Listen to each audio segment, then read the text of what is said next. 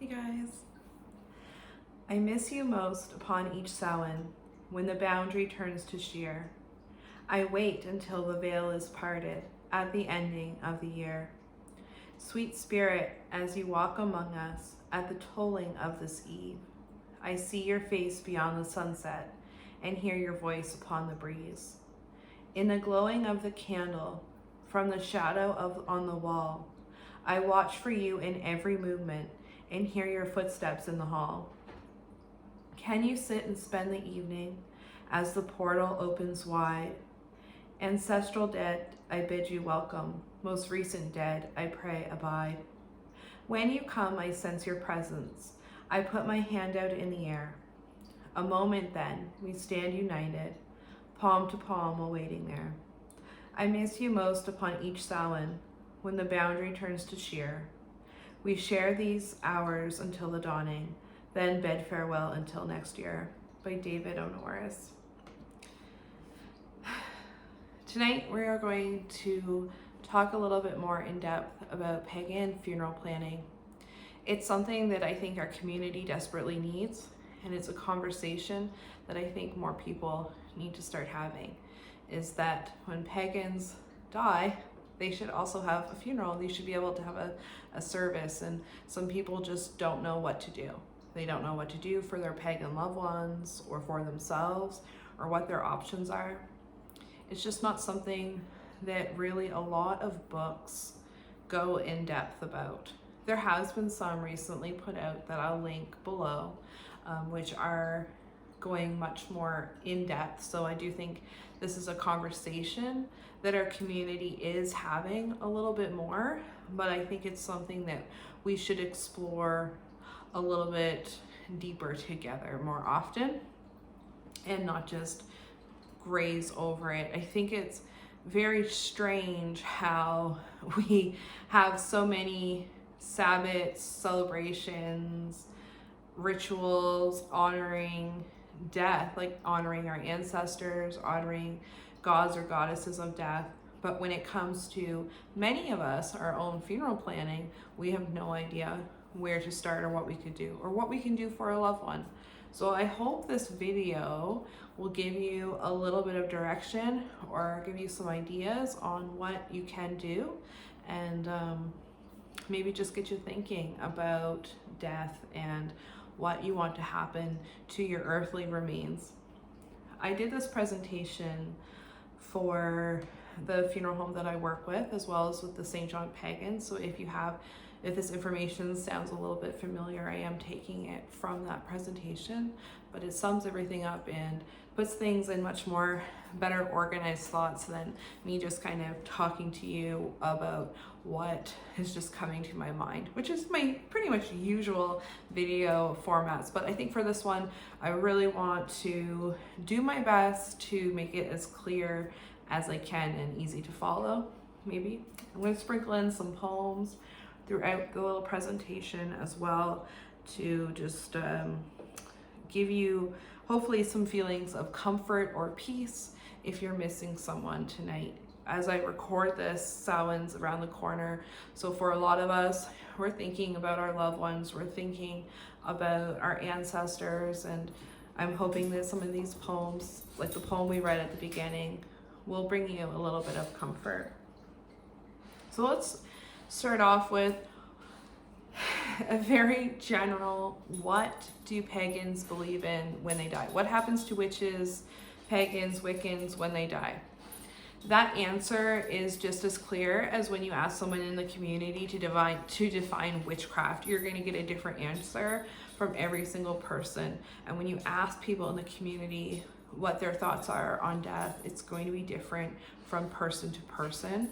I think that's what makes our faith, or our little faith umbrella, so beautiful, but it also is what makes it so confusing, especially for our loved ones who are not witches or are not pagans, who don't really know anything about our faith or our beliefs. So what do some pagans believe in? So these are just a couple of examples of the pagan afterlife for those who believe in an afterlife. Of course, there's lots of witches who do not believe in an afterlife. They just believe you go into the earth and that's it, and that's the end, and that's completely okay too, and completely welcome and accepted. And those people can still have a beautiful, meaningful service. So some people believe in the Summerlands. So this is something that Gerald Gardner had talked about and got really spread by Raymond Buckland in his books. And it's considered like a peaceful place, a beautiful place where you can reconnect with lost loved ones, the universal God, goddess energy, the universe. It's a place to kind of for your soul to rest after your incredible life journey, to prepare for reincarnation, to prepare to do another life, or maybe they're at the end of their cycle and they're going to just become one with the universe. So some people believe in this Summerlands place. It's kind of like a heavenly place. Then there's others who may call that place the underworld, which sounds a little bit scary to our non-pagan relatives. But we know that that's where the gods and goddesses go to celebrate the dark time of the year. That's where the pomegranates grow. That's the land of the dead. It's a place of rebirth. So that could be a word that you could hear. And then there's that belief in reincarnation, which I think for, again, I can't speak for pagans and witches. I can only speak for myself and my own kind of opinions, but I feel like reincarnation is probably one of the main themes in people's belief in what happens to our souls after we die, so that we're reborn into a new body. And I think that could be, personally, I think that could be anything, any living thing. Some people think it's just human form. There's all kinds of way better videos than this one on reincarnation if you want to learn more. But basically it's that belief of when you die, you're born into a new body. It's where you hear about like old souls and new souls and stuff like that. It's kind of that reincarnation. Our beliefs are very subjective. So if anything I said does not fit your own personal beliefs of the afterlife, that's cool too. I would love to hear what you believe. I'm so open to learning more about this and having a conversation about this. So that's just kind of a generalized what some pagans believe in when it comes to what happens after we die. So the next question to think about is, can we have a funeral? And this is a question that people have asked me and emailed me about, is can, my mom is Wiccan, can she have a funeral? Can we have a funeral for her? And the answer, of course, is yes. Yes, you can. Most funeral homes now, I live on the east coast of Canada in a fairly liberal part of the world. So most funeral homes here, if not all funeral homes here, are non-denominational. So that means that any faith can come to that funeral home. It's open to everyone, and it's to celebrate the lives of anyone. I know there are funeral homes out there that are kind of specific faith-based, but there should be a non-denominational funeral home in your area, especially if you live in a big city. I think that they would mostly be non-denominational.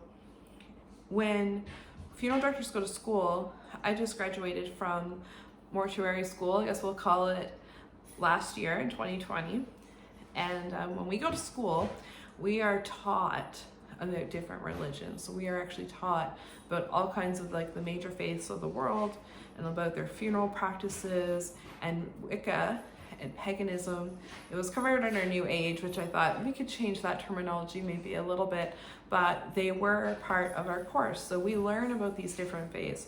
We just often don't get to celebrate these faiths because families don't know what to do. We know, we're taught about it, so we're very, very open to people of different faiths. We are equipped to help you plan your funeral or the funeral of a pagan loved one. There's celebrants at a lot of funeral homes. So a celebrant is a non-clergy person who can do a funeral for someone who doesn't have any faith or someone who has an alternative faith. We have celebrants of different faiths at the funeral home that I work at. We've done services for people of all different religions or people who have no religion. We've done a lot of atheists, beautiful services for atheists that really focus on their lives. You know, we're playing the music that they loved. We're quoting musicians that they love. We're quoting poems that meant something to them, very personal. So these celebrants, what they do is they meet with you and they help you design a service that's very specific to your loved one. Those type of people, if you don't have a high priestess or a high priest or someone in your area of comfortable to conduct the funeral, you could ask your funeral home about celebrants and if they can help you find one. You can have, if you do have a local priest or high priestess, they can come in and do your service. Most places you don't need a special license to conduct a funeral. It's not like a wedding where documents are being signed by the lawyer or the clergy person. So really anyone can come and host a pagan funeral as well. And the funeral home, just like one last thing about it is that the funeral home has probably seen it or heard of it before. You might be surprised. People come and ask questions and different things like that. So I really think it would be better for you to ask the questions and see what you can do than to be too afraid to ask. I really, really believe that. I think you'll find most funeral directors being pretty open-minded, especially nowadays. We've got a lot of younger people in the business, and it has changed a lot from that staunch kind of lurching funeral director of the past. I did attend and help with a Wiccan funeral service at my funeral home. The director who met the family asked me if I could advise on that service and help them out. So what we did is everyone came into the chapel, which is a non-denominational chapel, and we had a candle for the goddess and a candle for the god. We lit a candle for each, and then we invoked the elements. So we had 4 tea lights, and I kind of stood behind the table. We lit all the tea lights, and I said, this is for earth, and this is for air, and you guys know how we go about that part. But that's what I did. I kind of invoked the elements, and then we left an offering of baby's breath for people to take to represent reincarnation and new life, because that was the person's belief. And there was like new age kind of music, meditation music playing throughout it. And the service ended with a prayer to the goddess and God. It was really, really nice. The funeral home really went above and beyond, in my opinion, to make everyone feel comfortable and respected. And it wasn't judgmental. There was no judging there. It was just another life being celebrated. So it was really, really nice to see. So for us, if you're thinking like, okay, I'm in an earth-based religion, so I would like my funeral to be earth-based as well. You may not want to be embalmed and have chemicals go into the earth or something like that, and that's totally understandable. And there are options that most funeral homes can work with you on. So what are the most common environmentally friendly options would be cremation, natural burial with embalming using natural, environmentally friendly fluids, and promession. So these are kind of most natural ways of going about it. And we're going to talk about each one. So cremation is considered environmentally friendly because it doesn't require any chemicals and there's no casket going into the earth, kind of left to stay there, especially when we're thinking metal caskets, stuff like that don't break down. So then it leaves a much smaller footprint physically on the earth. The only catch with cremation is that there is a carbon dioxide release in the cremation process. So it's up to you how you consider that impact and if you think that's completely environmentally friendly or not. There are a lot of environmentally friendly urns. I'm going to put some links down below to show you different places you could go to see what environmentally friendly urns look like. There's all kinds. There's some made from sand that will just, once they get wet, they'll start to break down. They're bound together by a natural material. There are some that are made of a natural cardboard that breaks down. Think like the like peat kind of pots that you plant seeds in the spring, and you can just put them in the earth and they break down. They're kind of made out of that, but a little bit more rigid. There are urns made out of wicker that will break down. There are urns made out of seed packages, so it's like that like that paper that when it gets wet it breaks down. It's full of seeds, so that maybe some seeds will grow. There are water soluble urns or seashells and turtles and different things that you can put in the water that will break down. There's scattering tubes made out of cardboard that will break down. So there's a lot of options. There's even some made out of gelatin, which wouldn't be vegan, but gelatin will break down in water. And there's also Himalayan salt urns, which are really, really cool looking. They look like the salt lamps. Pardon me. There's also customized urns. So some urns, you can get them like a traditional urn, for example, and then on that urn, you could put a verse or a poem or a quote or a symbol on it. Or you can build your own urn. Most funeral homes accept urns that are made by the family. I know we certainly do. So another little poem, something to think about. This is called Do Not Stand at My Grave and Weep. And it is by Mary Elizabeth Fry. Do not stand by my grave and weep. I am not there, I do not sleep. I am the thousand winds that blow. I am the diamond glints in snow. I am the sunlight on ripened grain. I am the gentle autumn rain. As you awake with morning's hush, I am the swift, upflinging rush of quiet birds and circling flight. I am the day transcending night. Do not stand by my grave and cry. I am not there. I did not die. So that poem to me is very reminiscent of reincarnation. That they're a part of earth, they're part of nature. Sounds very pagan to me. Natural burial. So what is natural burial? That's when you are not embalmed and you are put in a casket and buried. Some places, Dublin's just kind of coming in and out of the head, sorry. Some cemeteries will accept bodies wrapped in cotton shrouds. Where I live, it's not accepted. You have to be in a casket of some sort. So you'd have to look into your local bylaws. So talking from my experience, we're going to talk about natural burial with a casket of some kind. So you do not have to be embalmed to be in a casket. You do not have to be embalmed to have visitation. In my area, it is legal to have a visitation with an unembalmed body. It just has to be a closed casket, and that's for sanitary reasons. You can get caskets that are made out of natural materials and are designed to break down into the earth without leaving a footprint.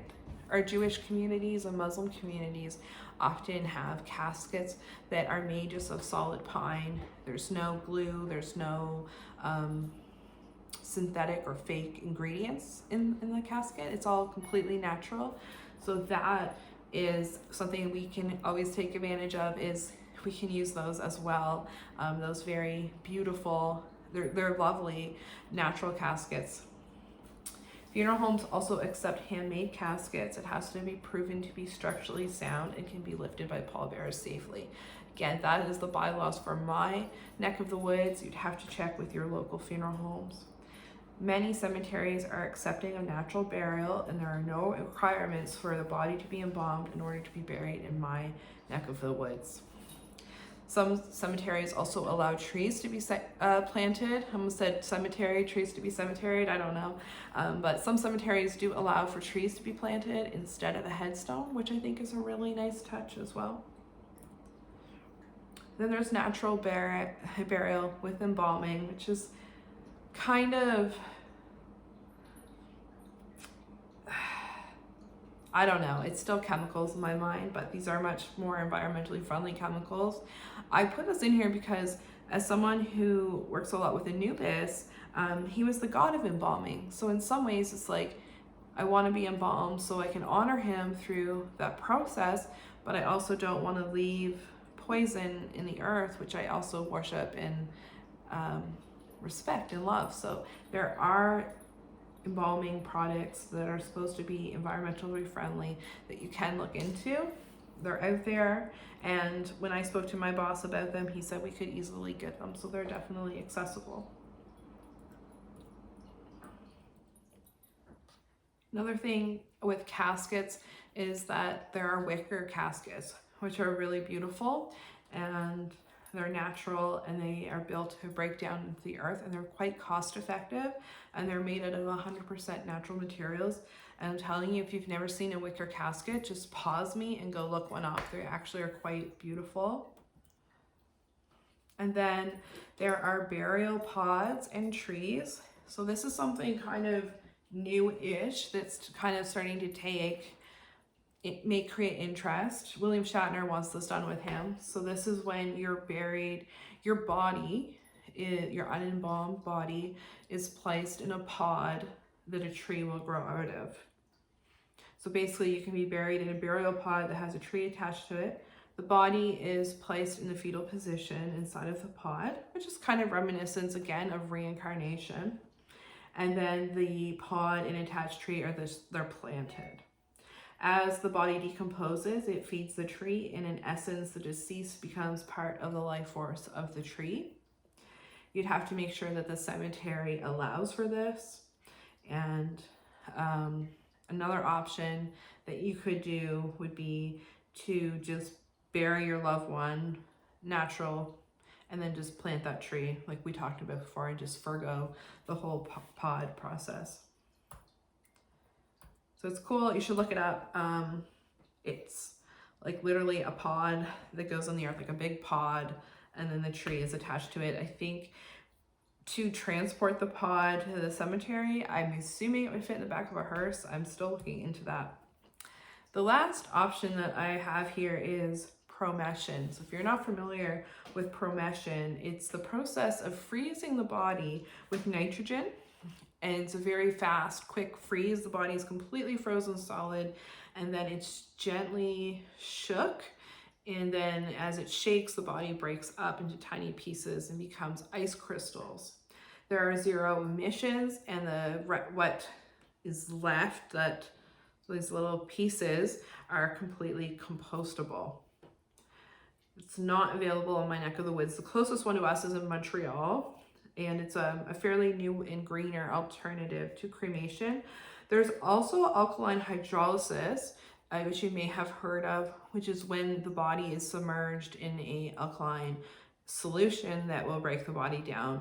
But of course, that's not very natural, because eventually that has to get into you have to flush the machine somewhere.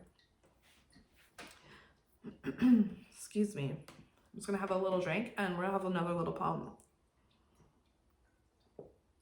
This is one by Robert Frost. This was The Road Not Taken. 2 roads diverged in a yellow wood, and sorry I could not travel both, and be one traveler long I stood, and looked down one as far as I could, to where it bent in the undergrowth, then took the other just as fair, and having perhaps a better claim, because it was grassy and wanted wear, though as for that the passing there had worn them really about the same. And both the morning equally lay, in leaves no step had trodden black. Oh, I kept the first for another day, yet knowing how way leads on to the way, I doubted if I should ever come back. I shall be telling this with a sigh, somewhere ages and ages hence. 2 roads diverged in a wood, and I took the one less traveled by, and it has made all the difference. So that poem, to me, kind of talks to someone being pagan, who, it's not necessarily the most common road that you travel. You are traveling your own unique path, and I think that poem very much sums that experience. So how to start planning your funeral. Talk to your loved ones about your wishes. If you don't have anyone you can talk to, write your wishes in a journal, and just make sure it's somewhere where people can find it or know about it. Write down your wishes in detail. You can talk to your local funeral home to pre-plan or to just discuss options and pricing. Some things to consider when you think about death, in your own death, is what goddesses and gods would you want invoked, if any? What poems would you like read? Do you want a eulogy? Do you want incense lit or the room cleansed beforehand? What music would you like? What do you want to be done with your remains? Do you have a cemetery in mind? Do you have a cemetery plot? Do you wish to be scattered? Do you want a visitation with your body or cremains present? Do you have a will? Do you know where your will is? An example of a pagan death prayer is, O Great Spirit, Mother and Father of us all, we ask for your blessings on this our ceremony of thanksgiving and honoring and blessing of the deceased. We stand at a gateway now, a gateway that each of us must step through at some time in our lives. The deceased has stepped through this gateway already. His, her, their soul is immersed in the shining light of the unity that is the mother and father of us all. The sadness and pain that we feel now is in our knowledge and in our experience of the fact that we ourselves cannot yet cross the threshold to be with the deceased until our time has come. A chant that is really nice would be, earth is my body, water my blood, air is my breath, and fire my spirit.